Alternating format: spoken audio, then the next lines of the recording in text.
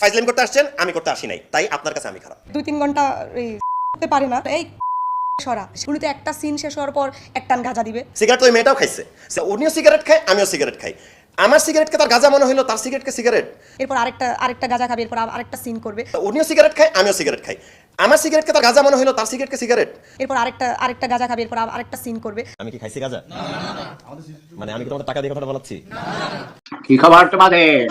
Roasting is just for entertainment purpose, so don't take it serious. Guys, তোমরা already বুঝে গেছো যে আজকে আমি কোন টপিকের উপর রিঅ্যাকশন দিব। আর দেবো না বা কেন, হুট করে ছোট পর্দার এক নায়িকা সাংবাদিকের ক্যামেরার সামনে আইসা বলতেছে শামীম হাসান সরকার আমাকে ধর্ষণের হুমকি দিয়েছে। প্রকাশ্যে ধর্ষণের হুমকি। শুধু তাই নয়, শামীম হাসান সরকার নাকি এই ছোট পর্দার নায়িকাকে করতেও চেয়েছে। 40 মিনিট এদেরকে আমি আবার করার কথা বলছি, তাই বলে তোমরা আবার কেউ খারাপ কিছু মিন কইরো না ভাই। শামীম হাসান সরকারের সাথে একটা নাটকের শুটিং করার কথা বলছিল ভাই।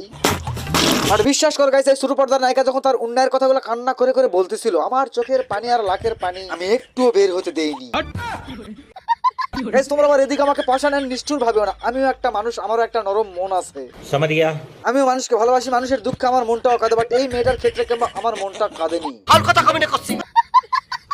এই ছোট পর্দার নায়িকা আবার বলতেছে শামীম হাসান সরকার আমার সাথে যে যে ব্যবহার করেছে, আমি ওখানে শুধুমাত্র সোজা হয়ে দাঁড়াইছিলাম। আবে দাঁড়ায় থাকবে কি জন্য? তোর সাথে খারাপ ব্যবহার করতে তুই জুতা খুলার মুখে মারবি, কিন্তু না, সেদিন মুখের উপর জুতা না মাইরা 3 দিন পরে দেশ টিভির ক্যামেরার সামনে আইসা বলতেছে জুতাটা খুলে আমার মারতে ইচ্ছে করতেছে ওরে।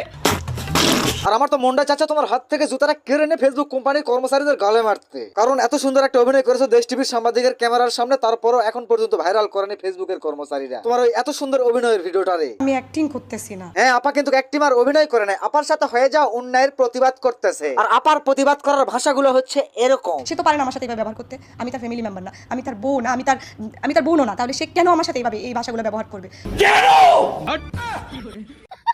গাইস, আমি একটা জিনিস চিন্তা করতেছি যে আপার সাথে ঘটে যাওয়া অন্যায়ের প্রতিবাদ করে যে বিচার চাচ্ছে, সেই বিচারটা করবে কে? পাবলিক না প্রশাসনে? সে কিন্তু এখনো থানায় জিডি বা মামলা করে না। করবে বা কেন? আপনি তো বিচার চায় না, হতে চায় ভাইরাল ছড়াইয়া ভাইরাস। আমি ওর কতক্ষণ আমি দেখবো?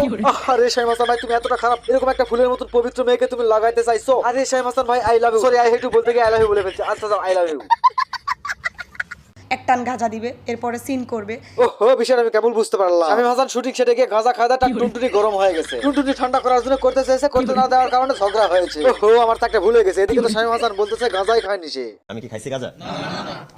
মানে আমি কি তোমাদের টাকা দিয়ে কথাটা বলাচ্ছি? মানে ভদ্র মহিলাটি সম্পূর্ণ ভিডিওতে একটা জিনিস বোঝাচ্ছে যে শামীম হাসান তাকে সেক্সুয়ালি হ্যারাসমেন্ট করেছে। আমি ওর কতক্ষণ আমি দেখবো? আর ওই শুটিং স্পটে যারা যারা ছিল তাদের মধ্যে একজনও আসলো না এই মেয়েটার পক্ষে। আর হচ্ছে আমি কি কোনো সেক্সুয়াল হ্যারাসমেন্ট টাইপের কোনো কথা বলছিলাম মেয়েটাকে? মানে মেয়েটার ভাষা অনুযায়ী স্পষ্ট বোঝা যাচ্ছে যে মেয়েটা এখানে শামীম হাসানকে ফাঁসাইতে আসছে। 2-3 ঘন্টা করতে পারে না এই সরা। মানে এই মেয়েটার মুখের ভাষা শুনে বোঝা যাচ্ছে যে এই মেয়েটা কি ডিজার্ভ করে। এই সরা। তো আজকের ভিডিও এই পর্যন্ত। ভিডিওটা ভালো লাগলে অবশ্যই লাইক, কমেন্ট, শেয়ার এন্ড চ্যানেলটা সাবস্ক্রাইব করে দিও। শামীম হাসান সে আমাকে সেক্সুয়ালি হ্যারাসমেন্ট করেছে, সে আমাকে 40 মিনিট ধরে করতে চাইছে। আমার সাথে এতটাই খারাপ ব্যবহার করছে যে সেখানে আমি দাঁড়ায় থাকতে পারছি না। আমার মনটাই চাচ্ছিল যে আমি জুতা খুলে তার মুখে মারি। আমি লাগাবো ওই কতখানি আছে সেটা আমি দেখবো।